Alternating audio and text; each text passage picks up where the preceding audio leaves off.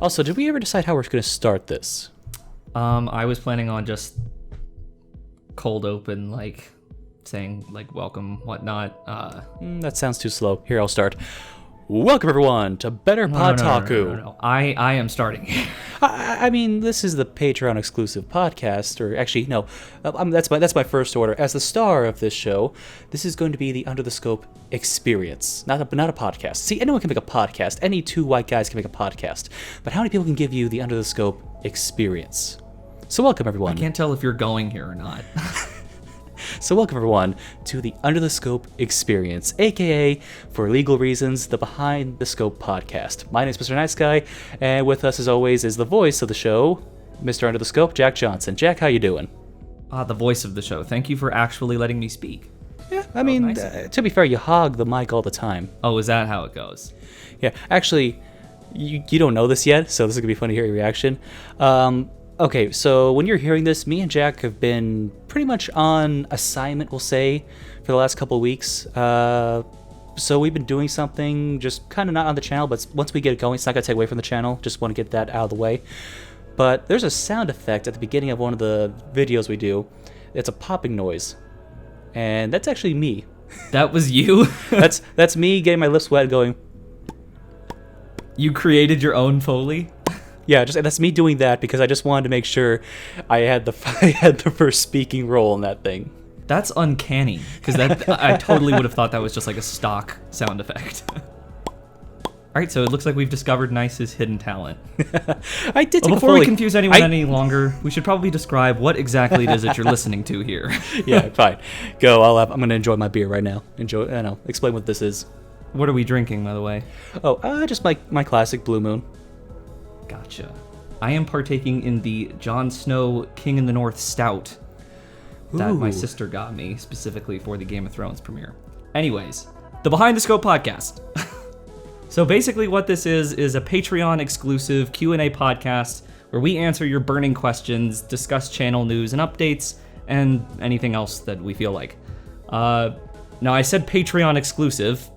A lot of you are probably listening to this on the main channel right now, so you might be confused. Basically, we're going to post this first episode live public for everyone, so you can get a taste of what it is that we're going to be doing here. And if it's something you're interested in, then you can contribute to the Patreon and get access to all of the future episodes. How do you do that? $1 a month to the Patreon, to the Under the Scope Patreon, gets you access to listen to any of the episodes, while $3 a month lets you ask a question for each one. We're planning on doing these once a month too, so that fits with the monthly donation. Yeah, we just wanted to basically put the first one up here just so you guys have an idea of like what you're getting yourselves into. Basically get the demo of it, and then also basically if we don't upload something soon, YouTube's gonna think we both died. Exactly. Yeah, I've died twice on YouTube. It's not fun. That's true. I can't afford a third time, Jack. The copyright demons have not been kind to you. Yep, I've had to go into hiding. I was afraid that when I brought you on as the editor, you might bring that over. I'm the one side character in every shonen arc that's always like covered up constantly because like we can't see who he is. And then for like the final arc, I unveil my mask and it's like, oh my god, it's been nice so long. So in case you don't know, you should probably know, but the voices you're listening to are myself, Jack of Under the Scope, also known as Kumiko's Euphonium on Twitter, at JackUTS, as well as my editor, partner, and friend, Mr. Nice Guy. In that order, specifically. Which order did I say? Editor, partner, friend? This is a working relationship, Jackson. I see. A business partner. Yeah. This is, once this mic goes off, we just go, Jackery, and I just go back to have my beer. Jackery. I don't know how I feel about that one. Well, you should have been born with a better name. That's a joke only a few people are going to get. Anyways, if we move on to anything that's been going on lately, I know that a new season of anime recently started. Is there anything that you've been keeping up with? Only two, because like I mentioned earlier, we've been working on a project that's not going to be directly involved with Under the Scope, but with me and Jack, if that makes any sense, and I can't really go into more detail than that. But there have been two that I've watched, and it has been Carol and Tuesday and One Punch Man. And interesting. Okay. Yeah. I have yet to see One Punch Man, so I'm curious to get your take on it. I've certainly seen plenty of takes. I mean, okay, how can I put this? the story of the manga is good, and if you just want to know the story of the manga, you'll get it here in season 2. With that being said, if you want to just know the story of the manga, the Shonen Jump app's not that expensive. You can get that right now, and I'm pretty sure you can get a free trial for only a few bucks a month. So We promise this podcast is not sponsored. yeah, nah, until we say promo code, it's not. But yeah, no, it's just I see everyone saying it's fine, it's decent, it's okay, and here's the thing. I don't want the Saitama meme of him saying okay to be a review description for One Punch Man. It lacks what you want from that show. And yes, an anime is just not all about its animation, and that's true. That's not what it's all about. But what gave that original show its flair was its animation. If Mob Psycho Season 2, if it had the animation that this show has, no one would have cared about it. No one would have gone to Episode 5. No one would have gone to Episode 7. They would have dropped it by Episode 3, which I'm pretty sure is going to happen with a lot of people, except for the very diehard fans. Yeah, for me, the best thing about One Punch Man, the first season, was always the production of it. Like, I think that's what really gave it so much creative life. And like you said, I think Mob Psycho is a great example of that, because it seems, just from watching like trailers and the opening and stuff for season 2 of One Punch Man, it seems like glossy and too polished, if that makes any sense. It doesn't have that, like, it doesn't look like it has that eccentric, like, wacky animation style to it. The Certainly, CG, since you've seen it, you can correct me if I'm wrong. But no, you're there. The CG on Genos, it just takes you out of it. oh yeah, Yeah, I have seen a clip of that was like pretty jarring. But beyond that, I mean, Carol and Tuesday is the only other thing I've seen, so I think that is fantastic. Like, obviously, I'm a big Watanabe fan. That's been obviously me since day one on YouTube, but just to see him... I mean, I'm not sure how much of a role he has in this thing. It might just be a producer credit, and he's having other people direct it and more be on hands with it.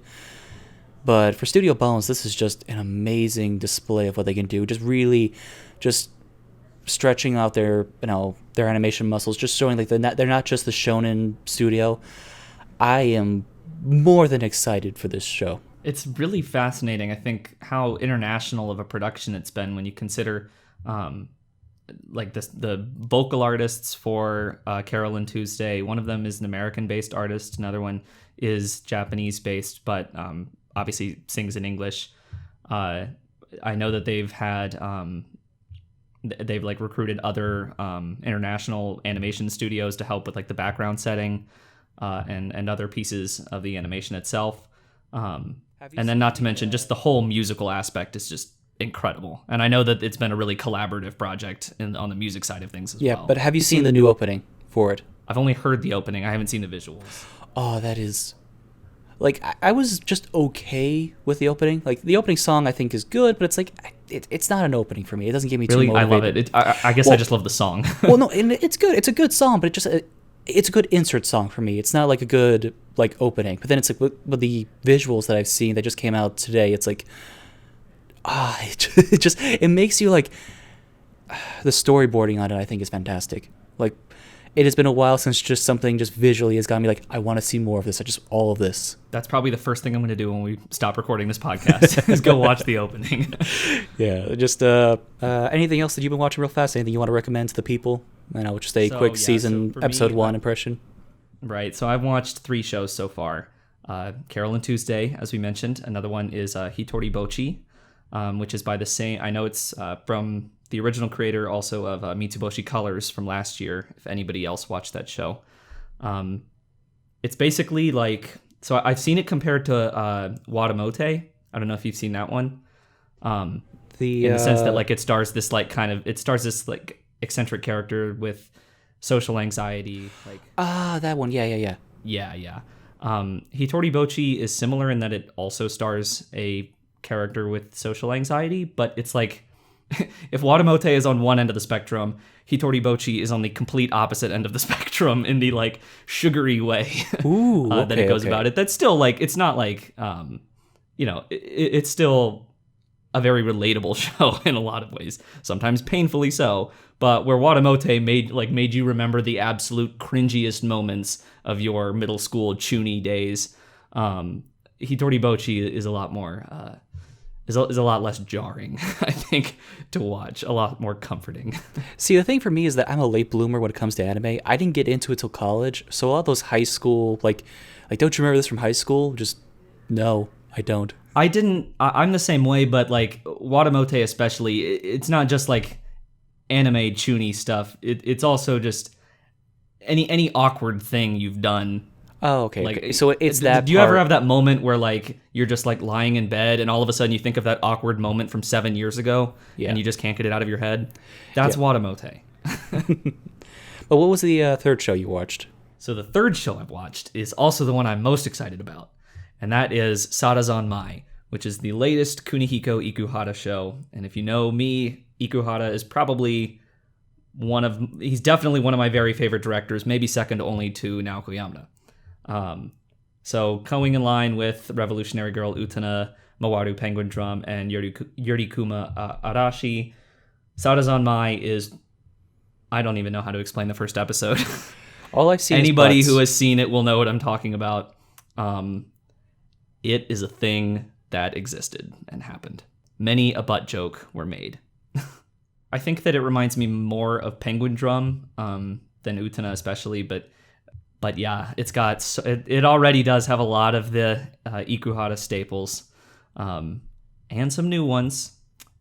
I don't really even want to try to describe it that much because I don't want to give away any of the craziness we'll probably be talking about it soon in a later video, so we'll get into more depth later, I'm sure. But speaking about recent videos and penguins, did you know that Penguin Highway is in theaters right now? We're still going on the sponsorship, huh? Sorry, we don't have to keep this part in. It's kind of like, oh, that's a good segue. If we were sponsored, 11 Arts, think about that. And if we were sponsored for this thing, that would have been a great segue. Podcasts can always be sponsored too. Yeah. Yeah, no, that does remind me though that I haven't exactly been able to really dive into some of the other seasonals so far, just because we've been busy with other stuff on the channel. Yeah, but we're getting back to it. We're getting back to it now. We are. Things are clearing up. Things are getting more excited. You have a video you've been working on that I'm really looking forward to finally seeing myself, since I've not been involved with that. Regardless, though, do you want to get into some news real quick? Sounds good to me. Yep. We know what we got to do. We got to get some catchy kind of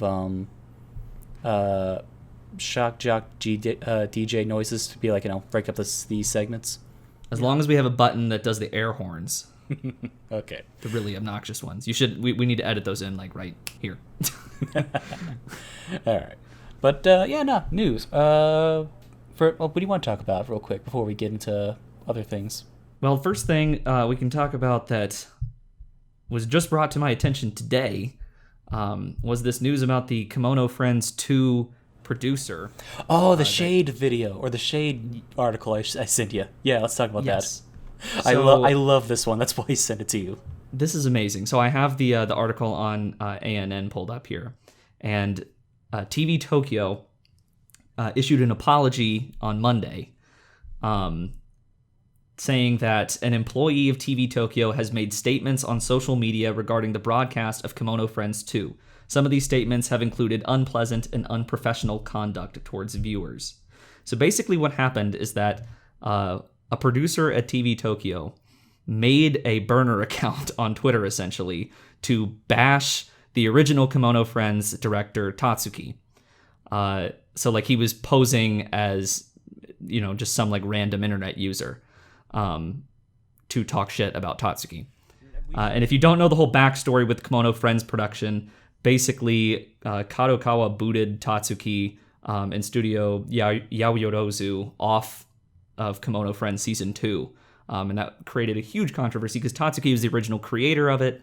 This was basically his child. And so to boot him off the production was very much an example of corporate bullshit. Well, what happened was this was meant to be a throwaway thing, so they just gave it to him, which then he made it a big thing, to which then they were like, we're taking it back now and getting rid of you. Correct? Right. Exactly. Also, we probably should say that Tatsuki made Kimono Friends huge, and it in Japan, Kimono Friends is enormous. Yeah. Now, we should real quick say that this is all still speculation, that they did apologize, but it was not confirmed. He was the new director was the one behind the account. With that now it's not the director. It's a producer at the TV station. Producer, I apologize. But regardless, Yeah, no, I get what you're saying. And it's like, and I honestly feel bad for the director of Kimono Friends too, because he had nothing to do with any of this and with any of Tatsuki getting booted off the production. Like, Well, yeah, sure. He's he the was new just brought Tatsuki. on to direct He was, this show. Like, and unfortunately, yeah. I mean, Well, I and feel bad for unfortunately him, fans being fans. yeah, that part. I'm pretty sure this has come from both Japanese fans and Western fans. Like, have been giving the director of the second season crap on Twitter and social media and stuff, which he totally doesn't deserve. Because, like I said, you know, point your ire towards the company. Yeah, I mean, Right. obviously, I don't know. It's one of the things you can look at. I don't know, Star Wars choices. You can look at these choices, just anything. Even the One Punch Man thing, where just a new person was brought in to basically, he was given this role, and of course he's not going to turn it down. You know, this is a big career opportunity and also a very well profile job. But I know at the end of the day, you cannot blame people who are just basically given the roles to perform. You got to basically blame anyone, blame the producers, blame the studios. And I just find it hilarious that the producer was now just trying to throw shade, like, no, see, he was bad too. Yeah, exactly. No, and in fact, on Twitter, he made tweets like saying that people critical of the second season of Kimono Friends just couldn't understand the appeal of Kimono Friends too. Oh, did he say that? Oh, I love that. It's like the Rick and Morty people saying you gotta have a high IQ to get it. Right. And so the person that they speculate is who the apology was Nobuyuki Hosoya. And the reason they think that is because the burner account, which was under the handle of Hyomura Faneru, it literally has fan in the name. I don't know if that's coincidence, but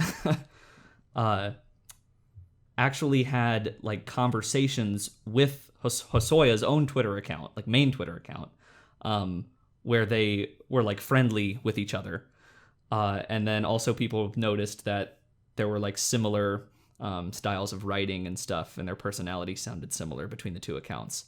So it's like, rule number 1 of making a burner account is you don't interact with your own account. Well, no, that's how you throw them off the scent. Like, is it though, or is that like, how you point them in the direction? You've never seen Superman and Clark Kent in the same place at the same time, right? So that's the same logic. Is it? Is that how it works? There's no.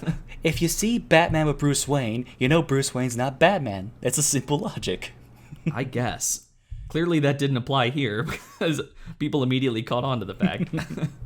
He just signs it the same way. I don't know, some sort of like, just same emojis or whatever. Oh my god. But Yeah. it's honestly, I don't know. it's comical. It's also sad, like, especially for Tatsuki. And I hope that this doesn't bring more undue ire towards Ryuichi Kimura, who's the director of Kimono Friends too, because he certainly doesn't deserve it here. Nevertheless, it's just funny. Yeah. Speaking about sad undue ire, Dragon Ball Z. This is a thing I'll be leading since I know you don't know it that well. Funimation is releasing a 30th anniversary DVD box set for it, just 30th anniversary, and this is the first time it's going to be back in the 4:3 ratio for the first time in a long time. So fans were excited, but the one thing that they did was that they removed a lot of the noise and grain from the original releases, basically cleaning up all the animations, adding a lot of saturation to it, and basically making it look a lot more newer than it actually is, not making it look like it's a 30-year-old anime. Which we don't have to go on this for too long. I just kind of wanted your opinion on this real quick, Jack. Just the idea of essentially taking an older anime that people know looks a certain way and essentially cleaning it up. Yeah, so certainly I am absolutely no authority on any of like the actual technical aspects of, making those updates. I have no idea how any of the process works or any of the terminology you would use to describe it. But I've seen some side-by-side shots comparing like the original DBZ and the new DVD release, and it just looks more sterile to me. Yeah. I don't think the colors work as well. Like, I think the first step, if you're going to clean something up, it should at least look better. Like, if you're taking the life out of it, and I think something's definitely lost here when I look at these shots side by side with each other. And I think that like updating older shows to like Blu-ray releases and stuff like that can certainly have value. I've heard that the Utena Blu-ray release looks really great. But there's a difference between just like making something high def or higher resolution and actually changing the way it looks. And I also think that, potentially, depending on how drastic the changes are, there might be some creative value that's lost there, like from the original creative voice of the show. With that said, I do think cleaning some stuff up, some shows, it does work. Like the Blu-ray for Outlaw Star. After not having that show in circulation for like 20 years or something like that, finally seeing that thing all cleaned up in a Blu-ray a couple years ago, the colors blew my mind. I thought it looked fantastic. But here, I think the fact that it's a 30th anniversary, like this is celebrating its age, that you're basically trying to make it look younger, you're basically giving it kind of almost Botox. I think that's what a lot of people feel. That it's like, no, we know of it. We know of it a certain way. We're okay with the grain. We're okay with the noise on the screen. But I don't know. Maybe, next year they'll do another release. There's been multiple releases by Funimation just doing the show. The big gimmick of this one, I guess, was that it was going to be 4:3. They have been cropping it to be 16:9 as of late. So maybe they'll do a uncut, unfiltered release in the future, but I don't know. I was just kind of curious on your opinion on basically, doing this stuff, and I'd be curious what people listening, what your thoughts are on this. Moving on. It will be interesting, I think, to see if Netflix's Evangelion release, if that looks any different compared to original broadcast. You read my mind where I wanted to go. I want to talk about Netflix, because Netflix, I think, tinfoil hat on right now.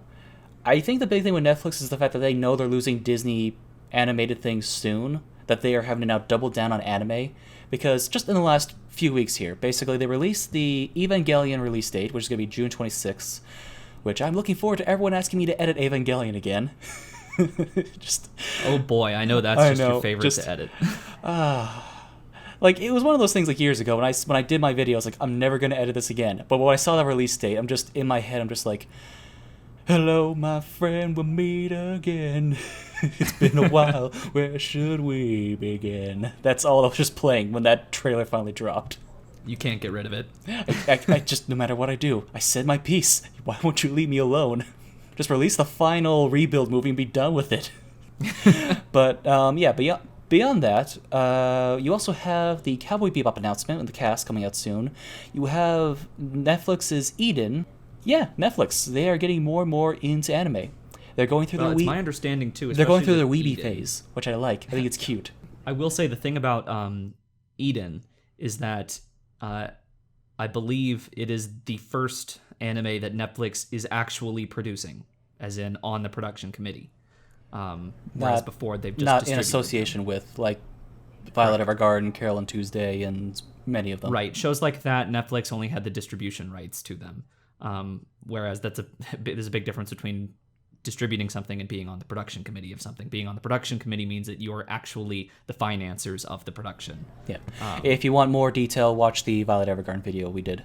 There is some discussion of what a production committee does, especially in relation to Netflix, because there's some people out there that say misguided things about Netflix and Violet Evergarden in particular. I also suggest there's any number of articles like on Sakuga blog and stuff that go into, and I think on ANN, that go into more detail about the production committee system if you want to know more about that. But certainly that's a big step forward, a big step for Netflix with Eden is actually getting behind it on the ground level, so to speak. Regardless, though, I just think it's interesting how much more interest they've been putting into anime as of late. I think it's... What do you think? Is it good or bad?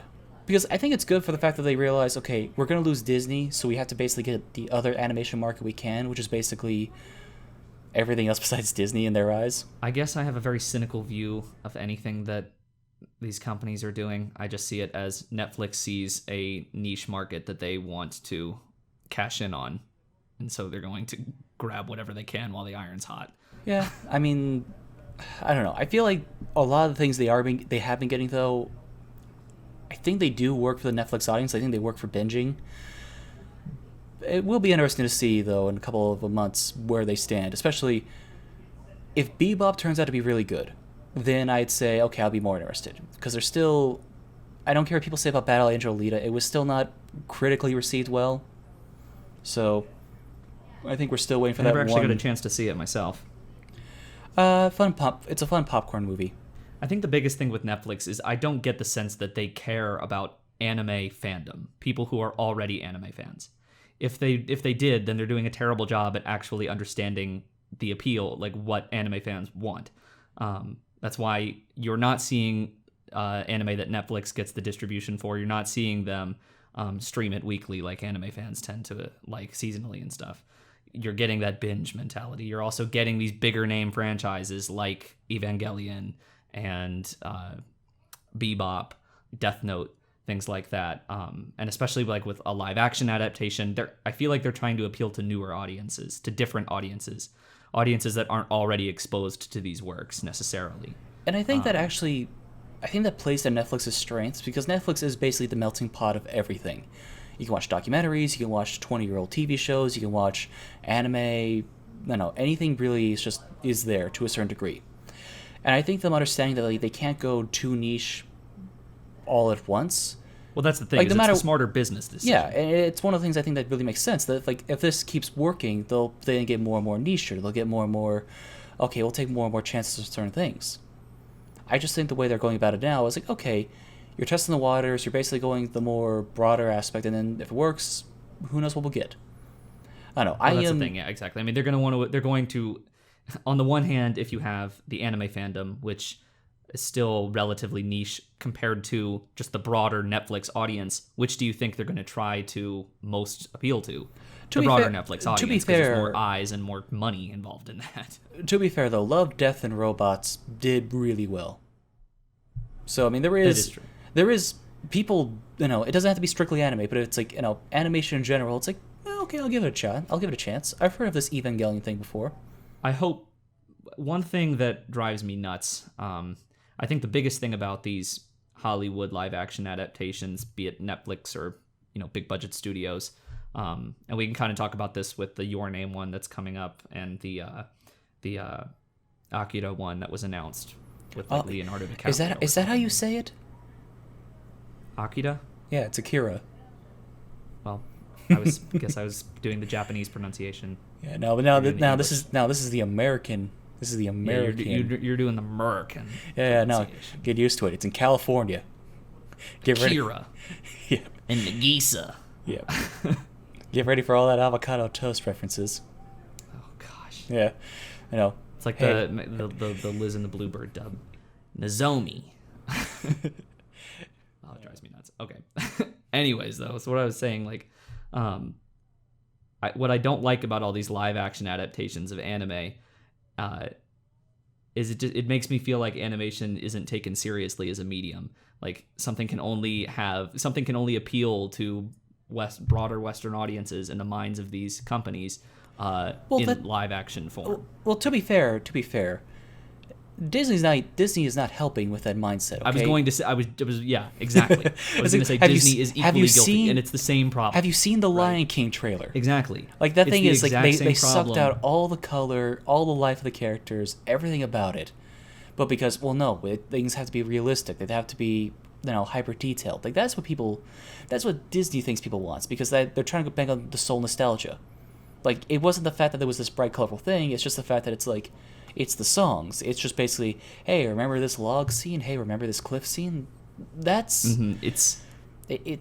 In general, that's not just an anime thing. That is a animation thing across the board, because it's the mindset of basically Western audiences that basically animation cannot be more than basically a kid or a teenager thing. When basically countless shows and studios and directors have proven that it is not. You cannot tell certain stories to a certain that we have seen, that we have praised on this channel, and also make them for kids. Right.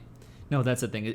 It's a complete lack of understanding of how versatile animation can be as a medium, and the fact that these Disney live action ones and Hollywood anime live action adaptations, you just get the sense from all of it that there's absolutely no awareness of the fact that the meaningful stories you can tell through animation, that you can only tell a deep story. You can only tell a meaningful story once you port it over to live action. And when they do bring it over to live action, you're essentially taking the soul out of it. Like they add nothing through the live action medium. Like animation has its strengths and what it can add to the story. Live action has its own strengths that it can add to something. When you take something out of one medium and put it into another, you have to use the new medium strengths to build it up. You can't just remove the strengths from the previous medium and then add nothing, because you're going to be left with a soulless husk. Yeah. And that's exactly the sense I get from watching that Lion King trailer. Yeah. And then to counter the Lion King trailer, let me say this, that Spider-Man Into the Spider-Verse is my favorite Spider-Man incarnation, period. And I was not even that big a fan of Miles as a character prior to the movie, but it's like, after the movie, it's like, I love him. Because it understood how to use that medium to its fullest. And have you still seen the movie yet? Have you not? I still haven't. Shame. I know. Shame. Shame me off the podcast. Because I know, it's like, I know. I know a lot I've seen some reviews being like, well, it's just over the top animation. No, it's not. It's just the freedom. It's understanding the medium you're working in. It's basically you can tell everyone is having fun on this project. And it's a shame that basically everyone from Disney to just several other companies just don't get the point of that.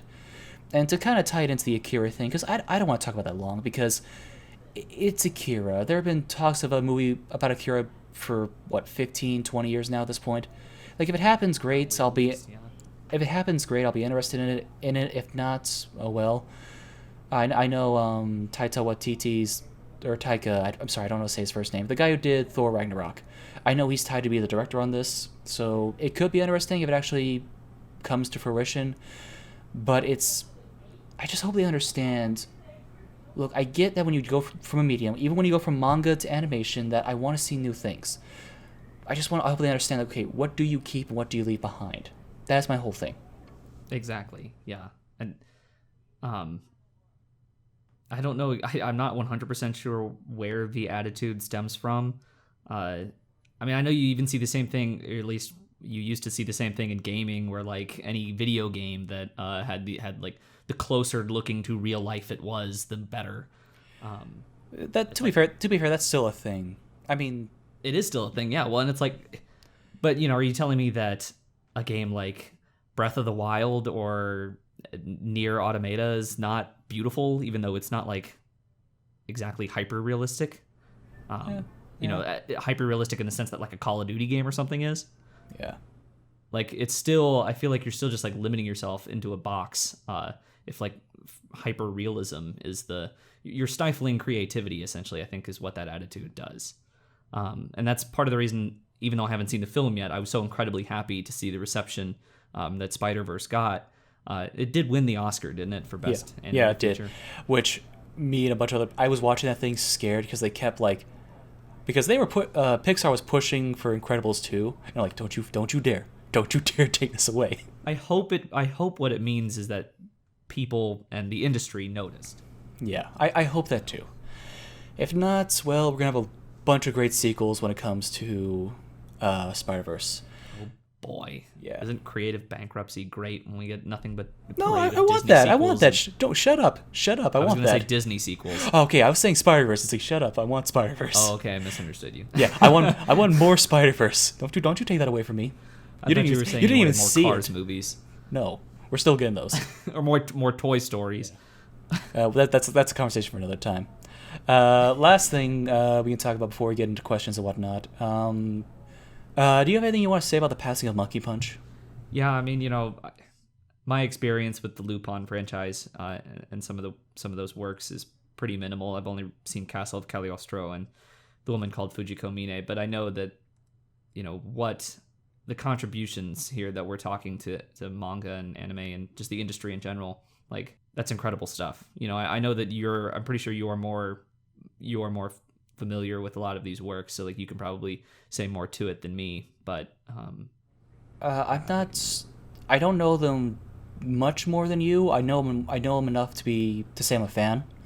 Mm-hmm. I don't know. I just feel that Monkey Punch, when you look at the time that he came into basically manga and anime, because it was already established by a certain point, Astro Boy, Mushi Productions, those were all things by the time he kind of really started making his mark. But I think he was one of the first to really realize that basically that audience is going to grow up, or it's going to get older. I just felt like creating the Lupin character, creating it the way he did, creating that world and the situations he was in.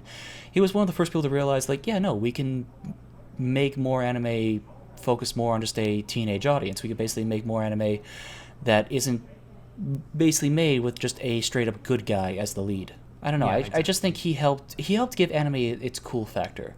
Maybe it's a very westernized vision of cool, but I don't know. You look at the Lupin franchise, and you basically look at all the OVAs, the movies, the shows, and whatnot, and minus maybe a few years at a time, Lupin has always been present, regardless of the era, the decades, the style that was prevalent at the time in animation. And you look at the people who have worked with just the Lupin characters, everyone from Miyazaki to Isao Yamamoto, and you just see like everything that he made a world, he made a bunch of characters that people. It was always his, but you could basically anyone could work with. Anyone could basically take Lupin in their direction, and keep expanding on the character, on its lore in that way. And I really feel to have that just creativity and basically be able to give other people that creativity. I don't know. You don't get many people like that. I just kind of want to just take a minute to say just thank you for everything you did. Absolutely. I mean, you're talking about an incredible, indelible impact on the industry and on manga and anime, of course, too. That, yeah, I mean, that's never going to be forgotten, certainly. Like, people are going to be going back to these works forever. We are obviously busy, and I'm not going to make any super anthology on Monkey Punch or on Lupin, because that would be way too many things. But I would like to do something with his work. I don't know. Yeah, absolutely. Doesn't have to be big. Just kind of like, highlight one of maybe not highlight Castle Cagliostro, the one that everyone knows. Maybe highlight one of the more niche ones, whatever that may be. I don't know. But just to kind of pick things up. Should we go into Q&A? Should we go to the question part of the podcast? Sounds good to me. And just for people who are watching this, we might not always have so many topics to talk about before we get into the questions and whatnot. And of course, it depends on how many questions we get, how much time we spend on there. But this being the first one, we kind of had a backlog of news and recent events and stuff that we wanted to get around to. So it might shift episode to episode, but yeah, it's gonna be very freeform, essentially, depending on the amount of questions, the amount of news, the amount of things we want to talk about. I don't know. It's just gonna be us, essentially. Exactly. Yeah. Having a laugh, having a beer, talking about life, love, sadness, troubles, woes.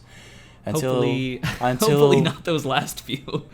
Until the tatami clock rewinds and we start this all over again next month. Shameless plug. Go watch that most recent video. All right, so moving on to the questions. Let's begin with, and again, just a reminder, if you want to ask a question that we'll answer in every month in each of these episodes, pledge $3 to the Under the Scope Patreon, and then every month I will make a post calling for questions for the next episode. So just leave a comment on that post with your question, or if you want to make it anonymous, then you can certainly just message me privately on Twitter or on Patreon, and we can work it out that way. And if we ever have any problems with the question you ask, we can always figure that out between us and stuff. So anyways, our first question comes from Brian Phillips, who asks, are you a fan of shonen type shows, and if so, what are some of your favorites? Do you want to start? So this is an interesting question because shonen is an extremely broad term. No, it's not. It's Shonen Jump. When people say shonen, they think Shonen Jump. So right, exactly. Because are you a fan of the incredible 10 out of 10 game Jump Force, Jackson? Oh, obviously, it's my favorite game. Actually, Yes. I don't even know what platform it's on, to be honest. It's on the PlayStation Xbox game? It's on the Xbox One, PlayStation 4, and PC. Okay, see, I have a Switch, so Because I'm out of luck. Darn. Yeah, no. So I mean, like that's the thing is, when people say shonen, generally speaking, is just a demographic. The only thing that determines whether something is shonen is if it was published or serialized in a shonen manga or shonen magazine. Sorry, shonen magazine. Like Land of the Lustrous is shonen. Bloom Into You is shonen. Now I understand. Are you gonna find just like the few examples? There are a lot of examples. Like I know. Like I said, I know, but just Shonen has gotten to the point nowadays I think where I think what so they're many saying things. is, are you a fan of Dragon Ball? Are you a fan of Naruto, One Piece? Certainly, that's what they're saying. Yeah, I know. I'm I just imagine saying. what they're Before you referring to more before specifically you is try to defend this, it's like, well, I mean, I don't know. You're gonna be like the Last Jedi. Anyone could be, anything could be shonen. Anyone could be a Jedi. Like, nope, nope. Anyone can be a I'm gonna rise of the Skywalker this thing right now with you. Are you a fan of Dragon Ball? If you were gonna let me finish, I was gonna say that I imagine the question is asking if I'm a fan of battle shonen. All right, fine. I don't answer. So that's gonna be like, that's gonna be like your Dragon Balls and your One Piece and things like that. Well, are you? Are you? So here's a fun fact. I have not seen a single episode of any of the big three. That being said, I do, I enjoy things like, I enjoy My Hero Academia, Attack on Titan, Promised Neverland. Those are three shonen shows I know. I've watched recently and enjoyed. I just love how but it's like you can't just be full fighting. You just gotta add like one of those. It's like, oh, I like them. I like Dragon Ball, Bleach, Bloom Into You. Just gotta get you gotta throw one of those in there. You gotta throw one Bloom in. Into You is shonen. I'm just saying. I'm sorry, Jack. Internal fights do not count as fights. You cannot. Okay, that's fair. You can. Yeah, I mean, if you're talking about battle shonen and you specifically mean the long-running shonen that, then it's generally not my thing. I think that probably shines through in the type of shows I cover. You cannot on the get. channel. I was not gonna let you I was not gonna let you put Review Starlight having the best fights in the awards this year. You're not gonna try to sneak that in here. I really wanted to. I know, and that's why I stopped you. The biggest reason I listened to you was because I felt like I already had given it enough stuff. Yes, but it was just at a certain point. It's like I'm really feeling like just this battle. Like, it's not a battle. It's a battle. If you've seen no, it, it's not. The Review of Power is definitely it's a play. It is a play. I'll fight you on this point. How on earth is it not a fight? They're literally using weapons to attack each other. It's all props. I have spent over a month editing this show, specifically editing these fights. They're play fights. I have been staring at these fights endlessly. Okay, but we're gonna get off. The award does not say person who asked fight. Person who asked this question, I'm sure we answered the question that they wanted to know. We've completely gone off on a tangent. I agree. Basically, yes, I know. I mean, you said the answer to the question like 10 minutes ago, which was yes, okay. Me, not so much. But I think we can move on. Yeah. I think we've sufficiently answered this one. Yeah. Okay. Because it's like I just realized, crap, I gotta talk about Review again. We're not gonna go.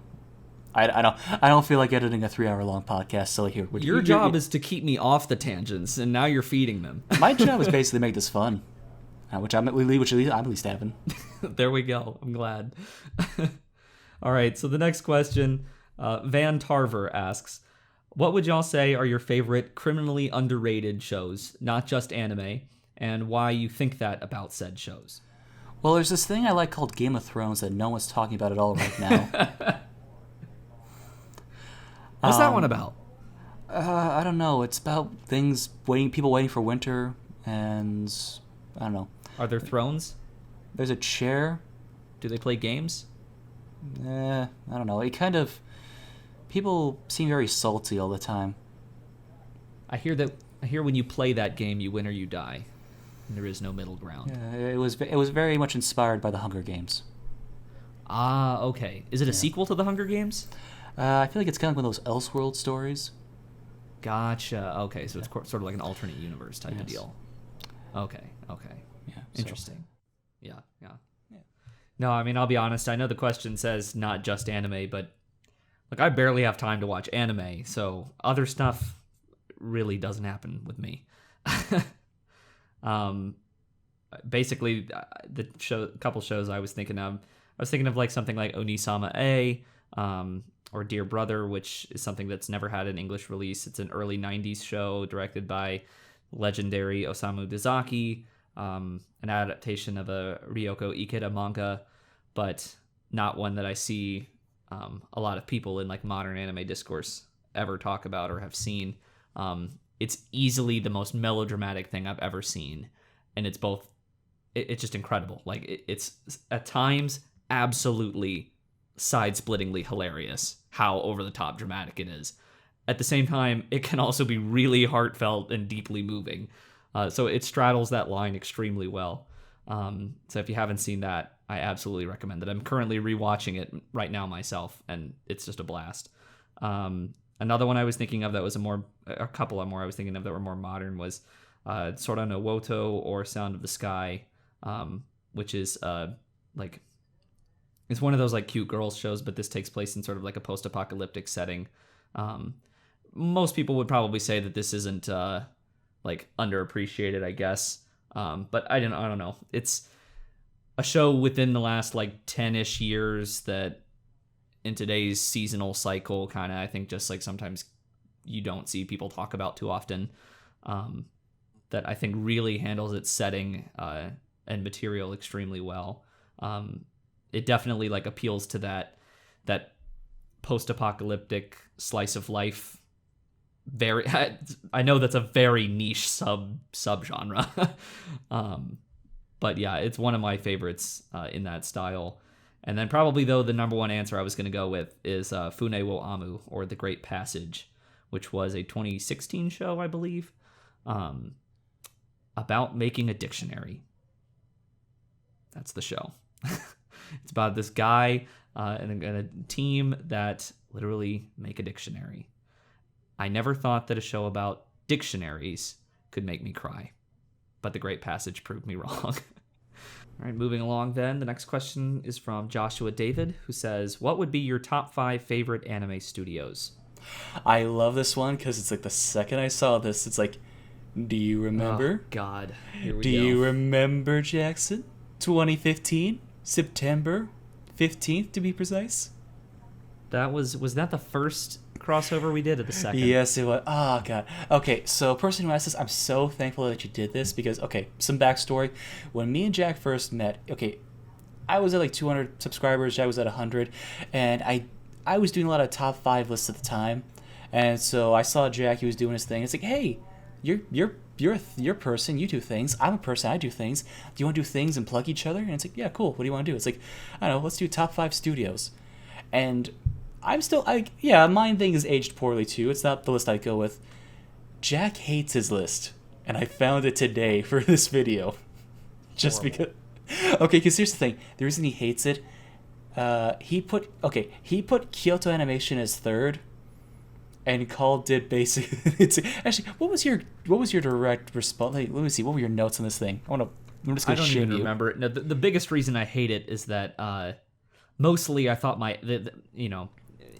at the time, my whole attitude about studios and anime studios was completely wrong. Like, back then I still had the idea of studios as these like monolithic entities that like anything that came out of a studio, like not actually thinking about the staff behind shows. I know that. Okay, but here, real quick. I found the thing again. So, Kyoto Animation. I know this is all from 2015. Jack, best work, Clan Ad After Story.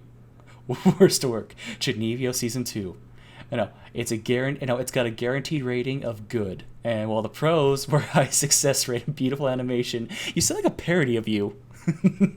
None of those takes are exactly but like... here, the cons is that they're not diverse at all. It's mostly moe slice of life, and they're basically a one-trick pony. Yeah. That's painful. This is like 2015 was just parody you. It was, because 2015, not but one month, maybe 2 months before that, I had released a Sound Euphonium review that you currently cannot access. I can. You can. Nobody else can.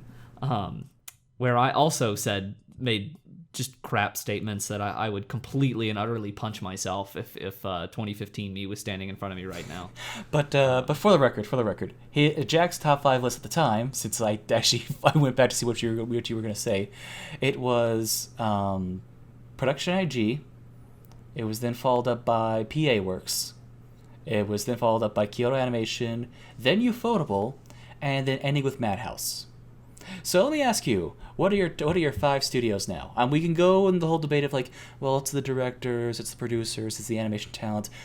Regardless, what are your top 5 animation studios now? So, even if you just ignore, the thing is, the reason I put Madhouse number 1 is because you look like, oh, they got Wolf Children, and they've got all these like Satoshi Kon works and stuff like that. And it's like, okay, yeah, sure, those are Madhouse, but they're very distinct teams.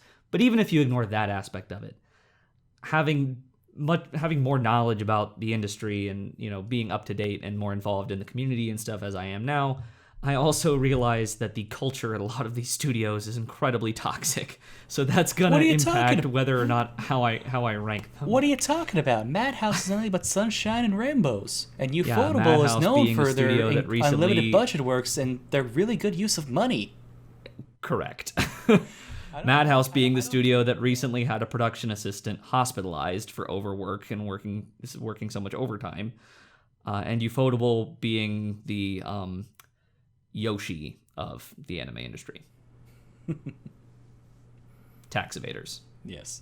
Tax evaders. Don't explain the meme. You know, I don't explain the meme. I don't know how to feel about. I still like don't know how to feel about that with Ufotable because like okay, so theoretically they're not mistreating their employees, and what we've heard about Ufotable, like they've had some scheduling problems, and they've had a few works that had total scheduling nightmares on their production. But as far as I know, they have not had any like serious issues with underpaying animators or overworking their staff. The tax evasion throws an interesting loop here. I don't know how to feel about that. Exactly. I guess I don't have the full story yet, and we won't until the conclusion of the investigation. They have an unlimited budget. Do you know how much they would get taxed for unlimited? That's true. That'd be pretty hard. Yeah. So come on, you're dodging the question. Just give me 5. Give me 5. It doesn't have to be in order. Just give me 5. So first off, right off the bat, I'm going to go with 2 that have a clear identity. That like these studios, the works that they put out, like all you know that they're made by this studio. Kyoto Animation is number 1. I don't think that should surprise anybody.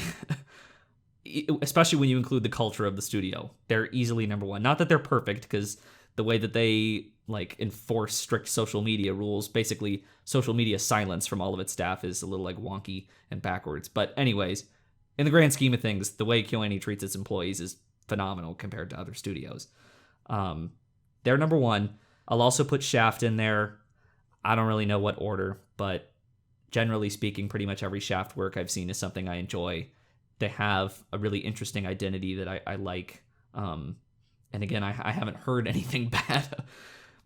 Mistreating employees is a big sticking point for me in this discussion. And I haven't heard anything bad from Shaft yet. Next, I'll throw Bones in the mix. Again, I think some of the works that have come out of the studio lately, and then of course in their past and stuff, have been incredible. I'm gonna keep Ufotable there, despite the tax evasion. Because like I said, I'm still not exactly sure how to feel about that or what's going to come out of that. I guess we'll find out more, but we'll put an asterisk next to their place in the list. And then for my 5th spot, I was kind of going between a lot of different things here. I could have gone with Studio Chizu, which is Mamoru Hosoda's studio. I could have gone with Science Saru, which is Masaaki Yuasa's. I considered putting Studio Ponok in here. All of those would be excellent choices, and realistically speaking, probably the ones I'd be most drawn to. But I did want to give a shout out to a much, much, much smaller studio that is very recently onto the scene, in being Studio Colorido, who did Penguin Highway, another plug there, as well as some other shorts and commercials and stuff that I just think they have a really like lively animation style that's a ton of fun, and I'm really, really looking forward to seeing what the studio and what the staff there, what they do next. Number 1 for me, Bones. It's just, I know it's compared to KyoAni, it's not so much like the individual creators, and they're bringing in a lot of properties and people and stuff like that. I just, when you look at the product as a whole they make, even from Cowboy Bebop the movie at the beginning, then you go to like even newer works, Carol and Tuesday, Space Dandy, even Mob. How did I forget Mob? And then that's like that, yeah, in terms of like. And then of course even My Hero Academia, which I'm a big fan of the recent movie. It's hard for me not to like them. 2 through 5 was kind of a mix for me. I know KyoAni is going to be in there just because of working with you. I've gone. It'll probably be near the bottom, but just it's like, it's what's the thing where people started liking their kidnappers? Stockholm syndrome. Yes, that's what you've done to me. Like, oh my god! It's like you've beat me enough over with the moe. Like, I'll take it. Okay. Yeah. That to me, that's mission accomplished. The middle ones, if I can do specific eras, I would put like early Gynax in there. I've gone back and watched some of the other properties, and it's like they just feel anime. Like the other things feel like animation; they just feel anime to me. I would probably say I think I did have Production IG on my list. No, I had Toei on my list on the original one. You had Production IG, yeah. So I would probably that would be on there if I could just specifically do early that one. If I can't do early one, then I do Modern Trigger. Two more. Oh yeah, Trigger. I just like forgot. Yeah, it's because it's like one of the things where it's like I like Trigger, but I don't know if I like it more than original Gynax. Yeah, I know that I don't, but I generally there are a few Trigger works I do really love. Oh yeah, like when they land, they really land. I'm really excited for the movie coming out later this year from them. I had Ghibli on my list originally in the previous one, but they've given me enough copyright issues and headaches that they've kind of probably become. They've probably become 6. Like, look, I'm not gonna say that Princess Mononoke is still not one of my favorites of all time. That Grave of the Fireflies is still probably one of the best works of art in all of anime. With that said, yeah, no, it's number 6. I'll say number 6. I will say there's 3 parts to the Takahata and Anituber anthology. One of them is about Ghibli stuff. Yeah. One of them is taken down. I'll let you guess which one it is, dear viewer. We're gonna have to find. We could probably fight it, to be honest with you.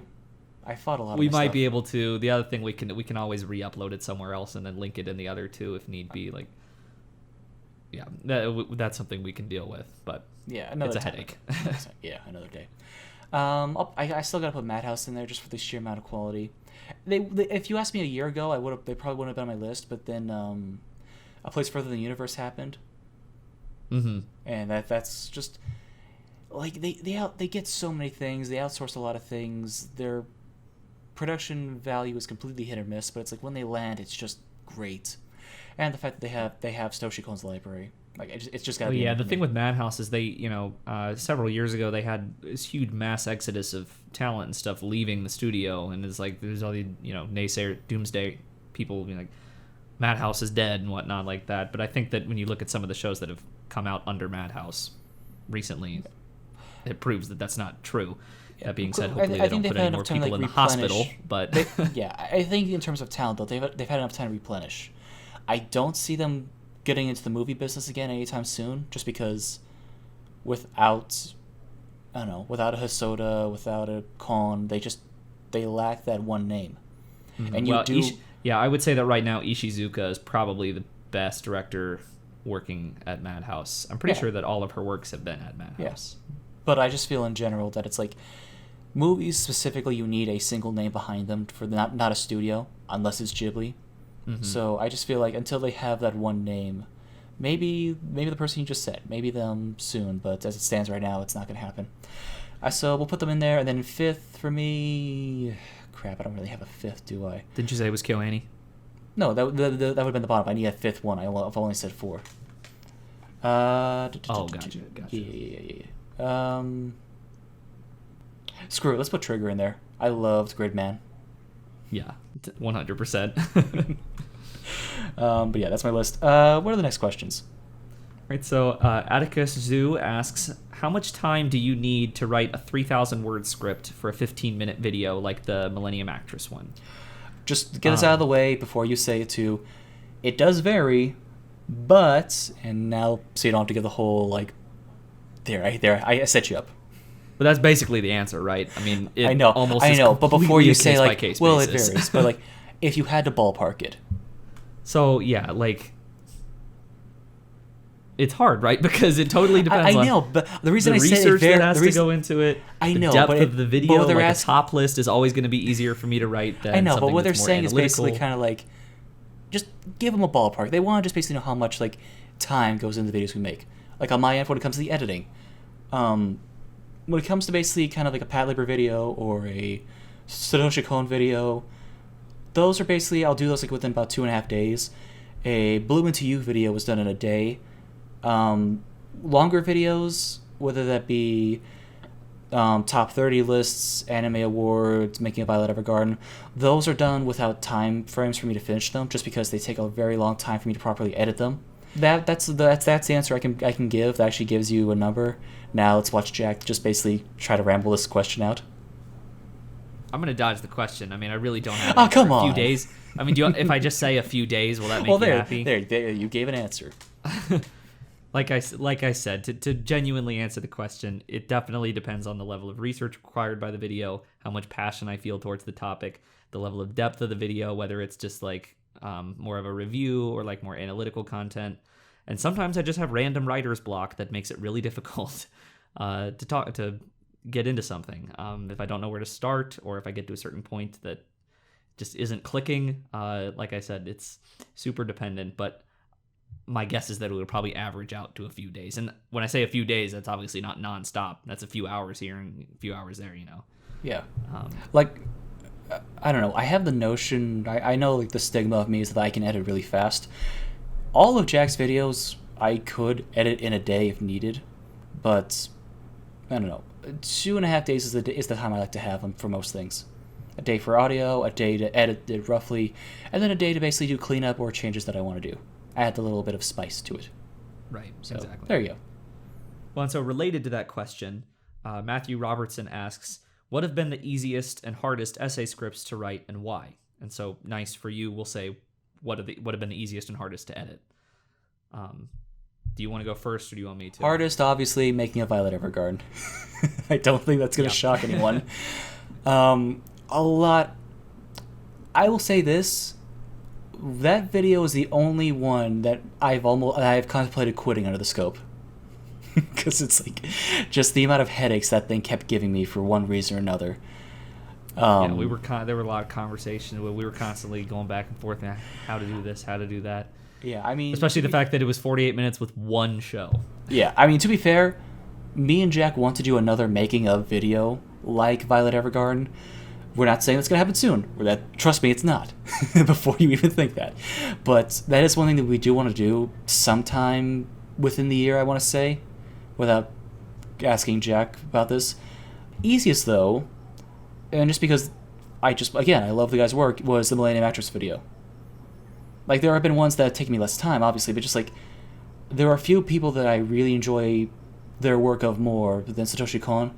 So having any time to sit down and just play around with his edits and just look at how he presented a story, I love that. Yeah, that's an on-brand answer. Yeah. So, hardest and easiest for you to write? So, okay, I'll start with easiest, the fun stuff. Probably, definitely one of the first that comes to mind is the Bloom Into You video. And the reason I say that was the easiest is because it originally wasn't even supposed to be a video. I love how we were working on the awards video, and I'm just waiting for him to send me some just audio so I can keep working. And then just like randomly when we're talking, hey, I made a Bloom script, and it's like, no, don't you dare, stay on this, chop. It's like, but I want to talk about it, and you could talk about it when we're done, but you're not. I did, yes. No, when I finished Bloom Into You, it was like right towards the start of January. We were in the middle of working on the awards and hating ourselves. And I don't know, the series it really, really touched me and connected with me in a way that as soon as I finished it, like I immediately just had all these thoughts and I just started writing them down. And before I knew it, I had like over 1,000 words in notes, and I was like, this is basically a video script. Like all I have to do is just rework this a little bit, and I basically just wrote a video in an hour or two, just sitting there, just jotting thoughts down like a journal. So that's probably the easiest, because when I wrote it, I didn't even originally set out to write a video script. Now, in terms of like actual like, all right, here's a video topic that we're gonna make this. Now I'm gonna write it. Pretty much anything KyoAni related or UFO related in particular, with the exception of the Violet Evergarden video. Evergarden one certainly up there just in terms of the research that was required for it. I pretty much I knew I wanted to make that making of video when I saw the first episode. So that was the beginning of January. Something like that. You were telling me, right as I got on board, you were telling me that was a video you want to make. Right. Like I remember in January. Like I remember in March when I made Jeff's video on Violet Evergarden. Even then, you were like, "Oh yeah, I'm like already pre-production. I'm getting my notes ready to go and stuff like that." Like, but you just like took your time with that thing to like make sure it was perfect. Mm-hmm. Although yeah, technically, there were some interviews that I had to have translated and stuff, so of course that took a little bit of time too. And then again, just any video that requires more research is gonna be harder to write just from the standpoint of I want to make absolutely certain I get the facts straight, that I'm not presenting any misinformation.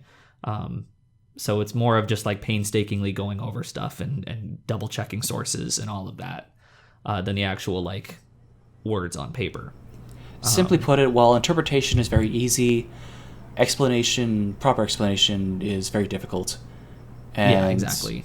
It's one of the things where it's like I try to match my quality with Jack's research, essentially. The amount of time he puts in, I'm going to try to match that in the editing. Which also, although, and you can tease this if you want, if not, we can cut this out. No, I will tease it. You have been technically working on one script for 3 years. Yeah, you could say that, I guess. If you include like the research that goes into the script as working on the script, then yeah, that's true. Yeah, I mean they'll know more with like in a month or so, but I mean I'm just saying there's a currently unnamed project. What? No, it is named. It's unannounced. That's what that is. Yeah, that I have been working on since 2016. Is when I came up with the idea and slowly started collecting information.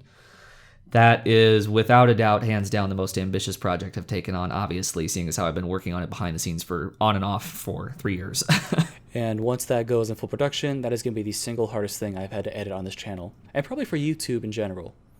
Yeah, it's the single hardest thing I'm going to have to write, so and just knowing the editing style that's going to be required for it. Yeah, I'm going to have to learn a brand new style to make the video. So that's going to be a interesting thing. But to stop teasing, what's another question we got? Twin Tails asks, if Yamada Naoko were to direct a Fate Slice of Life series, A, would you watch it? And B, who do you want to be in it? Okay, real quick. I've been thinking about this on and off for a week, this one question. Mm-hmm. Like, I wanted to make, like, what would be the best lineup for my Slice of Life Fate show. Like, I didn't care so much about the Yamada part, because it's like, yeah, I'll make everyone just anime girls, and Yamada can have her foot fetish thing in it. But it's like... legs, actually, thanks. No. Okay, so I thought about this like with a lot of detail. Okay, fine. So for Saber, I want William Wallace, just because I want to know what Scottish sounds like in Japanese. Oh my god. You gonna get Mel Gibson to voice him? I mean, I don't know. I mean, he did Pocahontas, so who knows? What we got? What we got here? For Lancer, I want from Journey of the West. I want Monkey King. Just because, okay, Yamada, here's the thing that inspired Goku. What are you gonna do with it? I want to see KyoAni Goku. I think that would just be fun to watch. Interesting. Yeah. For Berserker, I want The Rock. And before you think, oh, just because you want a wrestler, no, I want a giant 8-foot tall Samoan just smack talking everyone constantly. That works. Yeah, just basically, I just want Maui from Moana. From Moana, yeah, Yes. Yeah, that's what just I thought of. Just with The Rock's personality, just basically Rock, you just turn him into a tsundere, just do it, and just basically smack talk everyone. And if by your rules, if the people have to be dead for the Fate thing, fine, make a Macho Man Randy Savage. if specifically I have to pick people who are dead. This is my favorite one. And before you say, well, he can't, no, they have to be a warrior of some kind. He served in World War II. I want Stan Lee as Caster. Oh my god. I just want his summoning power just to be basically, he's got himself a little notepad, and whatever he draws comes to life. That would be an interesting power, I'll give you that. Yeah, I just want it to be, and of course, he'll be a 15-year-old anime girl, but I just want it to be like, he's got a pen and paper. Anything he draws suddenly becomes, he just immediately has control over that. So that was going to be my next question. Like, are they dudes, or is William Wallace actually like no? just like I Saber just and imagine King all of Arthur? them are just going to be. Most are going to be. If they could be gender swapped, given the fate rules, they'll be gender swapped. We'll give William Wallace the saber face. Perfect. I love it.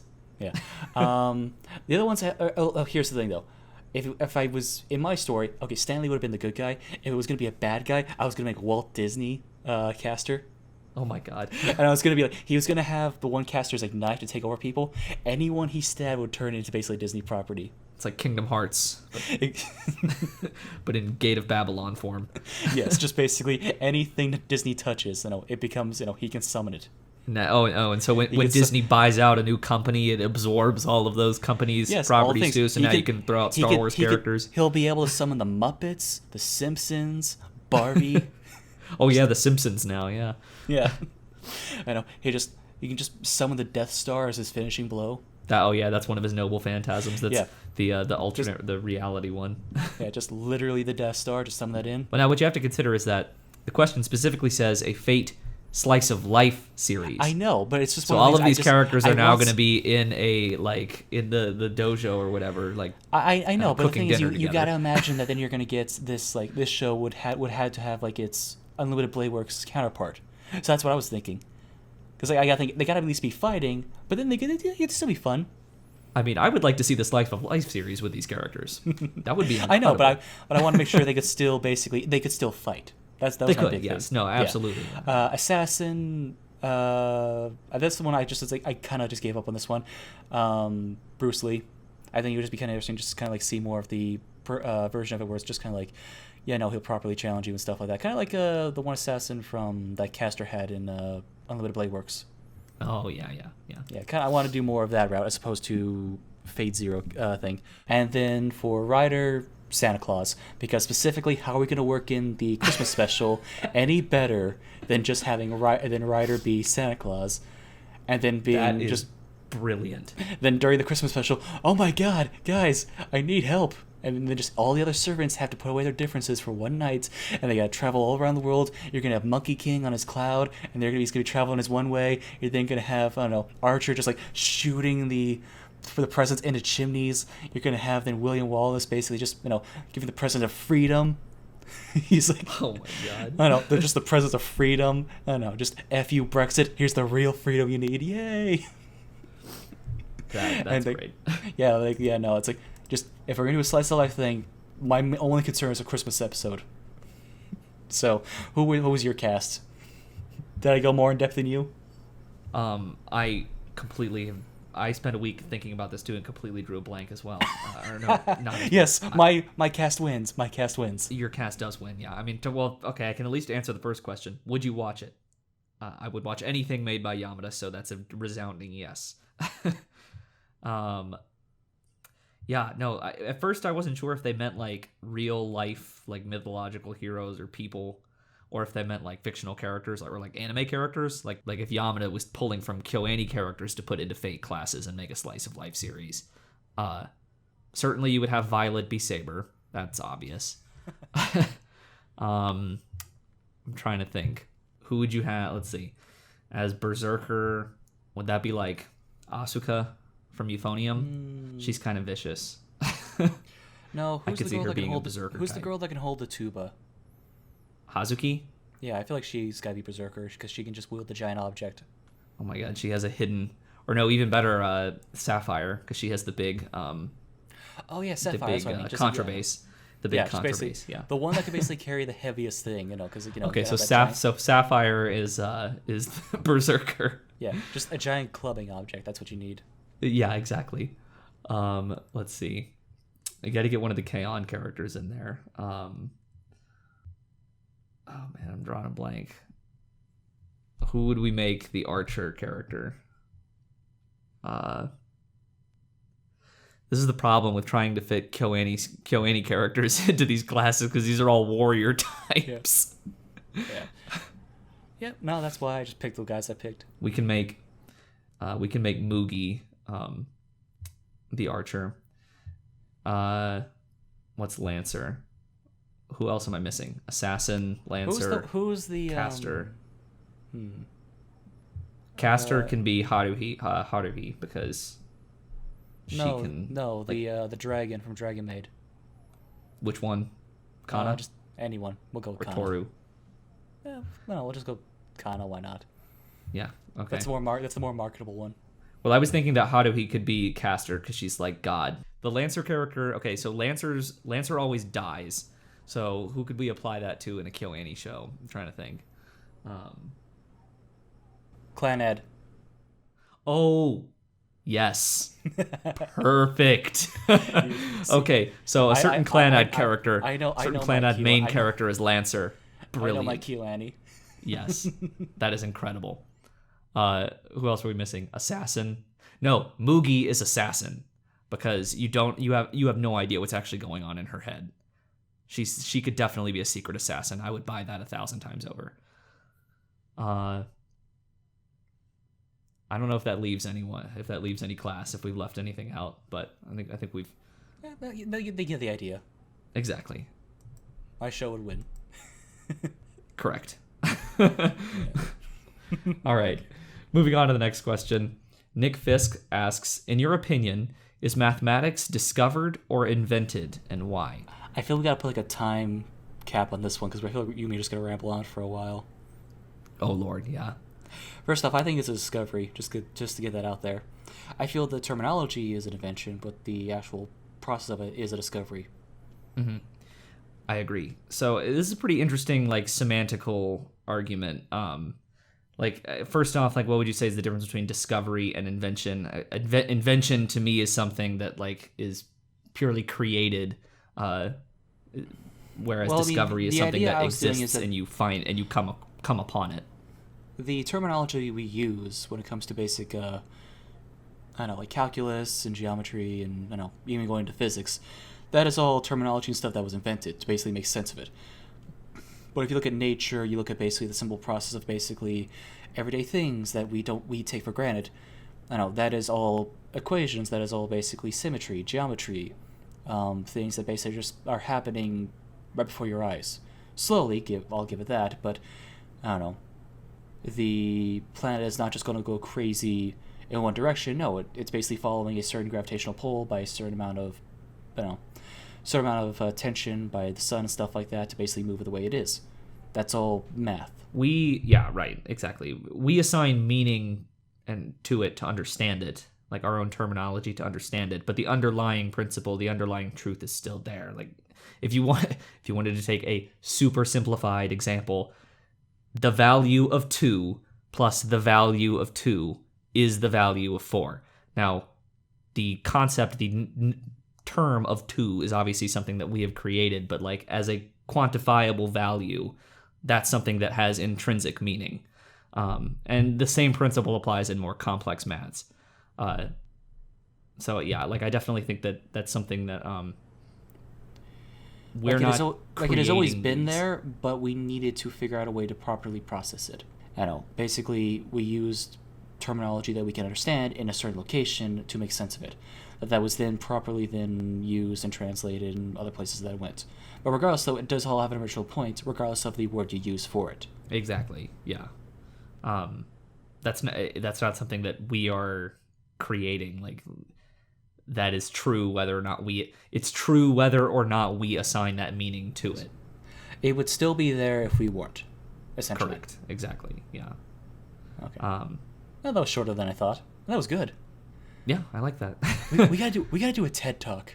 Luke Kenyon asks, will you cover any of Makoto Shinkai's work in detail?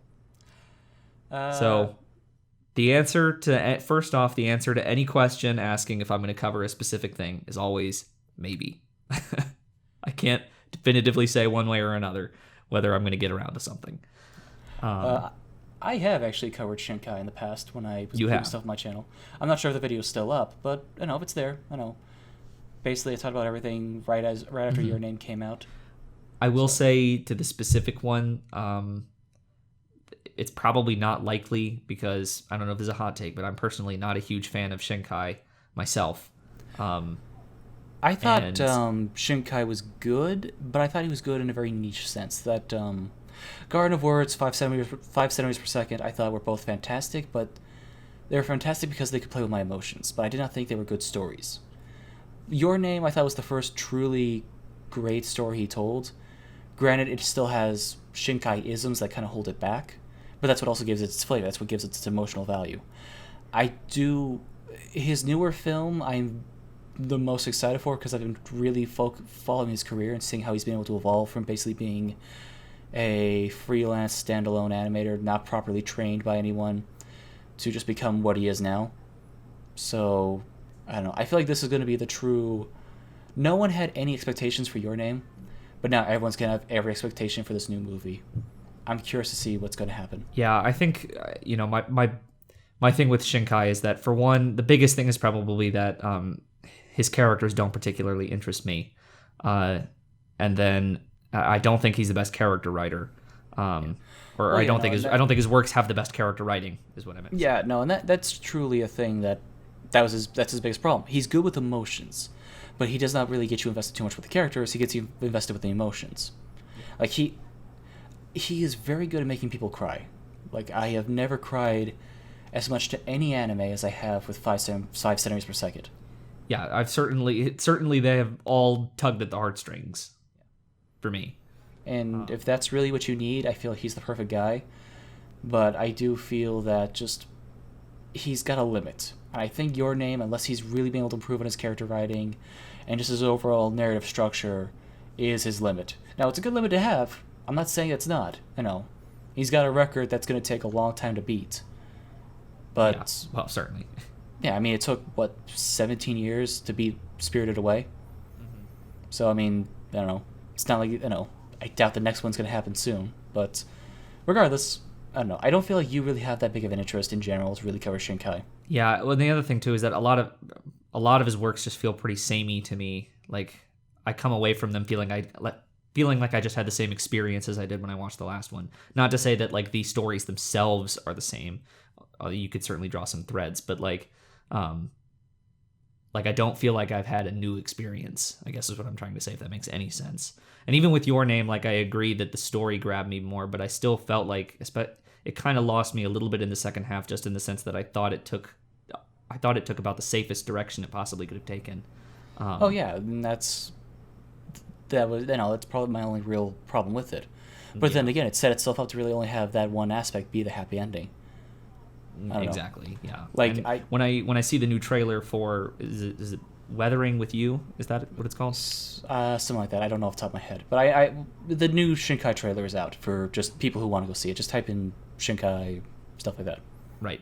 And when I watch that trailer, I don't get the sense that this one is going to exactly be the one to give me that different new experience. Right down to the fact that Radwimps are back. Yeah. To be fair though, I had no expectations when I saw the the Your Name trailer.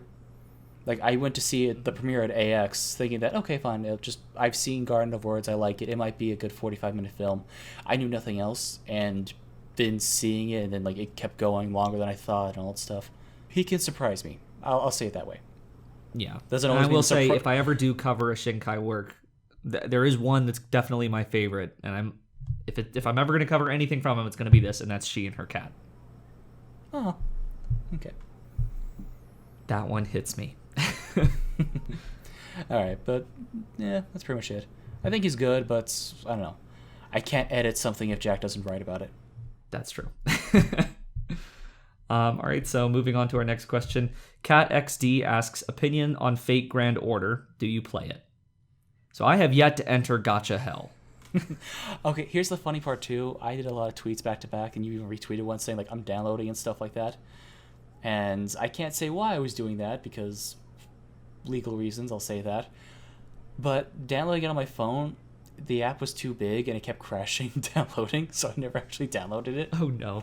I tried like for an hour, and then it's like, screw it, I'm going to play Red Dead Redemption. So to give this person an answer, my answer is us just saying no. What do we play? What are you playing right now, if anything? Or what's the last thing you played?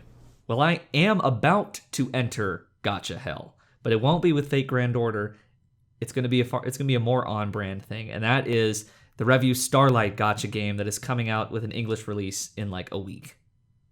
So I'm about to start playing that one. That's going to be my introduction to gacha. And my wallet, I can hear it crying from the other room.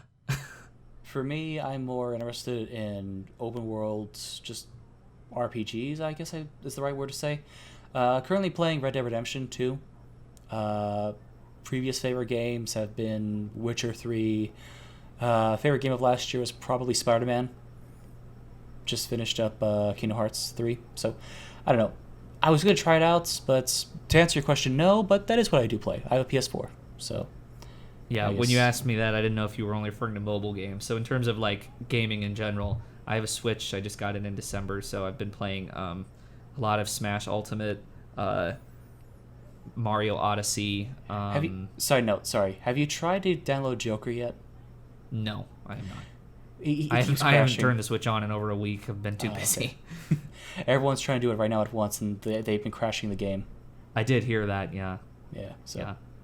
I'm curious... Okay, real quick, real fast. In 5 seconds, your first impulse thing. Who's the next DLC character?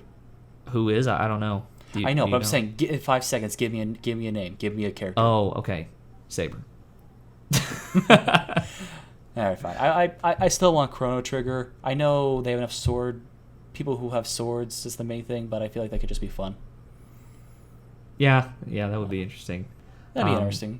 That or Sora, but you're not going to get Nintendo and Disney on the same page. So Yeah. Broadly speaking, for me, like anything Zelda related is 100% my jam. Yeah. Huge Zelda fan. Wind Waker was my favorite. I love Wind Waker. Love it. Mm-hmm. So I totally grew up on the 264 games, so those are always going to hold like an impenetrable place in my heart. But Wind Waker's right up there too. I adore Breath of the Wild. I'm excited for the Link's Awakening remake for the Switch that was recently announced, because that was one that I haven't ever actually had the chance to play, and I know that it's supposed to be one of the best top-down Zelda games. But yeah, other than that, I've played all of the 3D Zelda games multiple times. The 64 games I've probably played over a dozen times each to completion. I can do those ones with a blindfold. I have never touched or have no idea what the 64 games are about. Ocarina of Time, I have probably beaten over 20 times. No, I mean, I know it's like considered to be the best game of all time, stuff like that, but I did not own a Nintendo 64. My church had Nintendo 64s. And it was one of the things you would go there, and even if there wasn't a service or anything like that, like just, hey, can I play? It's like, yeah, sure. Here's a controller. Cool. So that's why I would go and play where I would go play them. But the thing was that they always had mostly co-op games because, of course, it's a church. They don't want one kid playing by himself for hours. Yeah, exactly. So it's like I got really good at Melee. Melee was in the GameCube. Was it the original? Melee's GameCube. The 64 was just the original Super Smash Bros. I got really good at that one. Double Dash. Who was your main? Do you remember who your main was? I always switched it around, but it was usually kind of like Pikachu because that was the one character I recognized. Pikachu was S-Class in original Smash Bros. Pikachu just nerfed everybody. Yeah, no, because it's like... I remember when Pokemon debuted in the US. I don't know if you're too young to remember that, but I remember that enough. Mm-hmm. I was 4 or 5. I forget. But yeah, I was 1. Yeah, so... Oh, God, you're younger than me. Why? But my sisters were super... All of us were super into Pokemon, yeah. I know, like, Gen 1 and Gen 2 were the only Pokemon games I played. Do you have any memory of Burger King doing the Pokeball things? Yes. That was the biggest thing when I was in kindergarten. Mm-hmm. Like, I remember my sisters in particular, like, being obsessed with that, yeah. Yeah, like, I know to a lot of people, like, oh yeah, no, My Hero Academia is really big. Attack on Titan was really big. No. There will never be a show as big as Pokemon was. Oh, Pokemon was humongous over here. I know, like, but just like the but it's one of the multimedia. things where it's like we live in a seasonal time where it's like things will get really big for a while, but it's like then they die out. Like, no, I don't think people understand like how big for like years Pokemon was. If you are under the age of 20 now, or maybe even 22 or 23 or something like that, you only have faint memories. Like, you do not know how big that was to a certain demographic. Like this and this is before the internet was even anywhere near as big as it was. The internet was non-existent. No social media site even existed yet, and everyone knew that show. It took till about 2003 for that luster to really wear off. Yeah, But that because was you like, have to consider it was the TV show, films, the cards, the games, and then all of the merchandising tie-ins Yeah. from yeah, like just it took, dozens of places. it took them going to Johto Yeah. for them to really start going down. Because I remember as a kid, it's like, wait a minute. So Ash just spent all his time just basically going to one league. Now you expect me to watch him do it all over again? Yeah, I remember that as a kid. It's like, well, this show's not going to last long. I Yeah, did remember you say thinking about that. 2003? That sounds about right. That's still Yeah, like when 2003, I remember it falling out that's of like my when, bubble's the- consciousness. Yeah, the Arcane movie came out. I feel like that was the last big gasp of any kind of like big popularity for a long time. And then I feel recently I it's remember kind of going to starting see, take up was it nostalgia. Was it Pokemon the movie 2000 or the first? Which was the one where they gave you the ancient Mew cards in the theater? Oh, the ancient. I remember those. I still have them in a box somewhere. I That's still do have one packed That- away in that's one of what- my that's old what the first keepsake one. boxes. Yeah, that's the first one. Okay, Yeah. the first one, yeah. Yeah, no, because that was with they had like if you bought a newspaper, the newspapers like for that first movie were having they had like just printed like in the thing Pokemon cards that were just printed into the newspaper thing. If you were to get enough newspapers throughout the week and cut those out, you can get a free ticket in my area. Oh my gosh, that's good. Yeah, That's so like crazy. I remember newspaper clippings. Yeah, literally. That tells you It was how like- old it was this is. coupons. I know. I remember like my dad, like I asked him to get me a just like, hey, I need you to keep buying me papers because it's like I needed like, and it's like I remember that it's like, I don't know. It was just it's like, I was looking through like okay, nothing. I don't care sports. I don't care. Hitmonlee. And I was like, because that's like I was so happy. I was Yeah. just it's like, and I don't know. Like that first week Pokemon Go came out, that was like my reminder of how big that game used to be for that first week or so, or maybe that first month. But yeah, No, that definitely. Me and my sisters, when it came out, we were like into it too, because obviously it was all Gen 1 and stuff, so like the nostalgia factor was just off the charts. Okay, this was a game of a fake granddaughter. Yeah, You I was remember gonna say that? this question was about fake granddaughter. What happened here? We had fun. We had fun. How many questions we got? I think we're kind of running out of time. One. We thankfully have one more question. Unfortunately, it comes from a cheater. So KyoAni asks 3 questions. Oh, good. He was. The not rules are bad. clear here. KyoAni, subtitled anime. If you want to go check out his YouTube channel, leave comments on all his videos. Tell him to only ask one question. Yeah. Please don't do that. Don't do that. Yeah. My apologies in advance if anyone listens to me. You think you're special, KyoAni? You getting asked 3 questions? Should we just pick one? Nah, we'll answer them all. No, just because go you don't even probably have answers for 2 of them. I will play. I will play along with this insanity. Okay. All right. So, well, first he can't count because he asks. I have 2 questions. He actually has 3. Oh, that is so good. That is perfect. That is very on brand. I will say.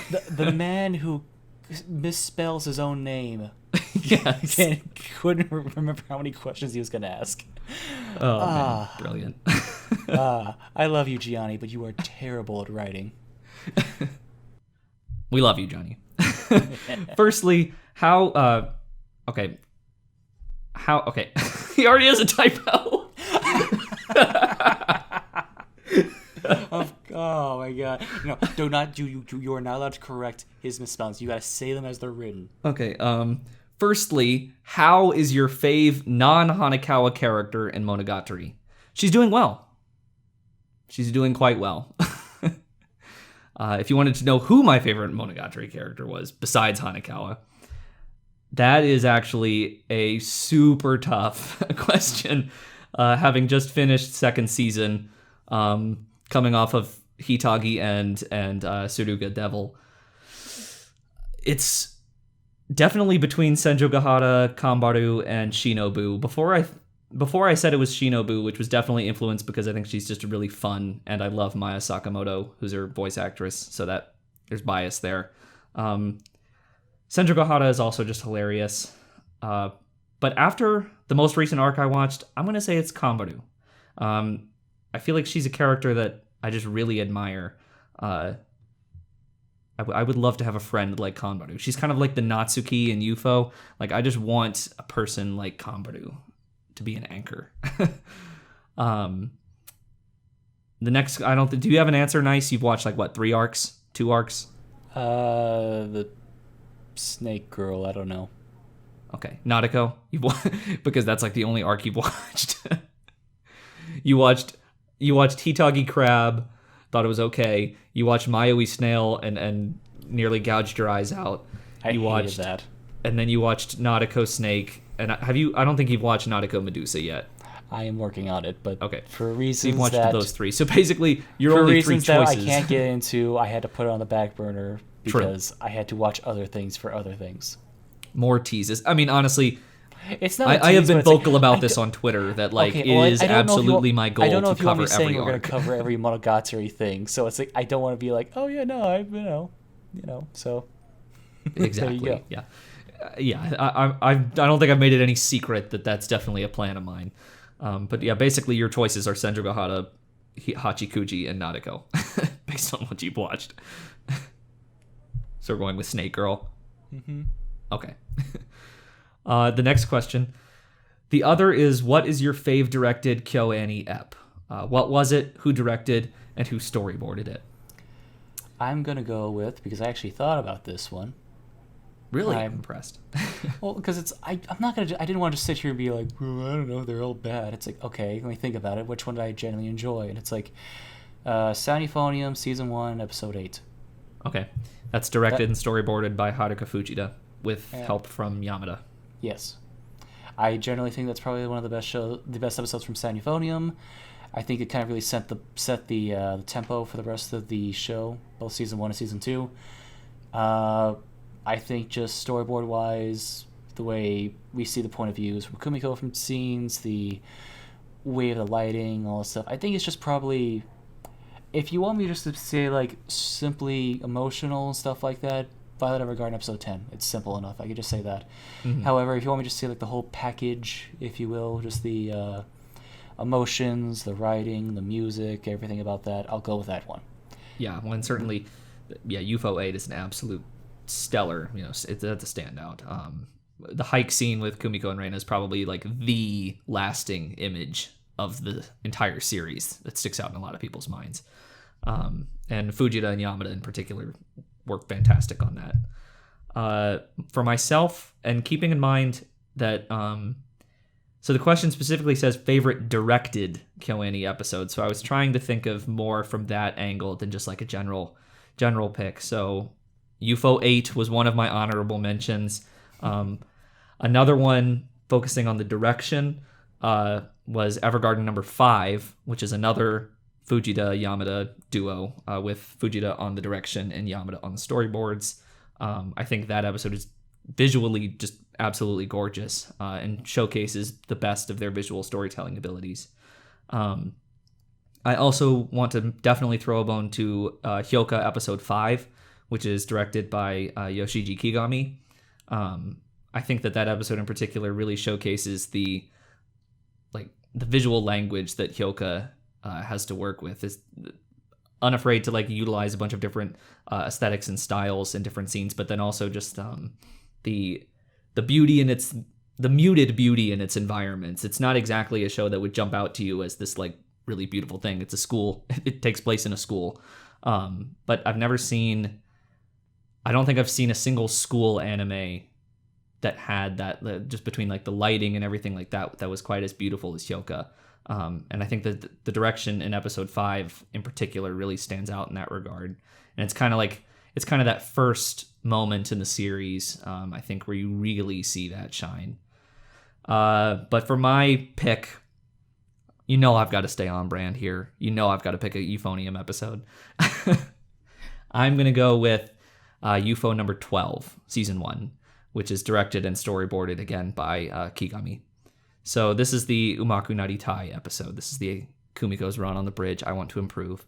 I think from the direction, it's a really incredible, almost self-contained story in Kumiko's.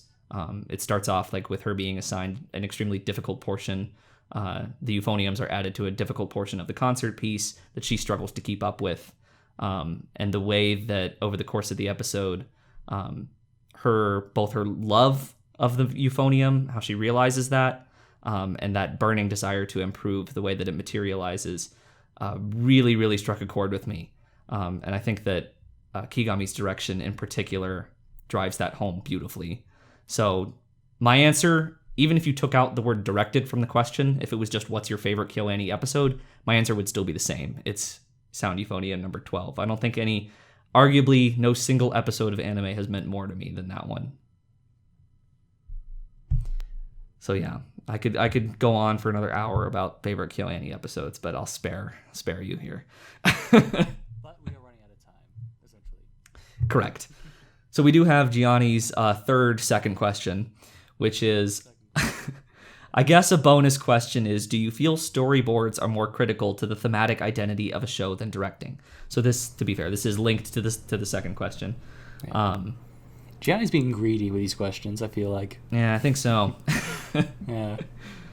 I would often say, the two go hand in hand, right? Like, yes. I mean, it's one of the things I don't really think we can debate too much about it. You need good storyboarding to properly lay out a good animation and tell a good story. That being said, I don't think animation technically needs to rely solely on its animation to tell a good story, if that makes sense. No, it doesn't make sense. Well, the thematic identity, you're right. The thematic identity of a show isn't just reliant upon that. Yeah. And like I said, I mean, oftentimes an episode director handles the storyboards for that episode as well. So typically the same person is doing that. And if they're not doing that, then there's a lot of crosstalk between the two. I mean, both the direction, if you're talking about specific episodes, the direction and the storyboards lend a voice to the work that operate in tandem in giving it its overall vision. I will say this. The guy who taught me how to edit back in college, the guy I consider to be my mentor, he had this one quote that I really liked. And basically, as an editor, you'll be getting two stories. You'll be getting great stories and you'll be getting crap stories. Now, you can take a great story and turn it into a crappy story, but you cannot take a crappy story and turn it into a great story. And the idea is that basically what he was trying to say is that, like, look, even at your best, if something is not properly planned out, in this case, the storyboards are not properly planned out, the thought, and it's not well done, you're not going to be able to pull a great thing out of it. However, if basically something is thought of originally with enough detail and care to become great. Exactly. Yeah. And a lot of it also depends on just like the style that a specific director takes. Like some directors are going to have a more supervisory or managerial approach to how they direct a show or an episode or a movie, while others are going to be more hands-on, so they might have a more direct influence on the storyboards themselves. But basically, I don't think it's something that you can like really separate and say one is more critical to a show's identity than the other, because they're too intrinsically linked. They both are a part of the bigger picture. Yeah. Okay. I think we're pretty much near the end of this, aren't we? We're out of questions, and I think we're out of topics. And going by how long we've been recording, I think we're out of time. Yeah. Yeah, this is the pilot episode. We're going to figure out the kinks and stuff like that. And if you have any comments and basically thoughts on how to improve the structure of this, I'm all ears when it comes to... Absolutely, yeah. This is, like we've said like countless times here, this is very much a work in progress, so we're still kind of trying to figure out how we want to go about this. This is, by all means, the pilot episode. We obviously, if you're watching this on Patreon, we updated the Patreon. If you're watching this on YouTube, this is one of the things we want to do. We want to basically give you guys more content somehow, but we don't really want to be able to say we're taking away from basically the main channel itself.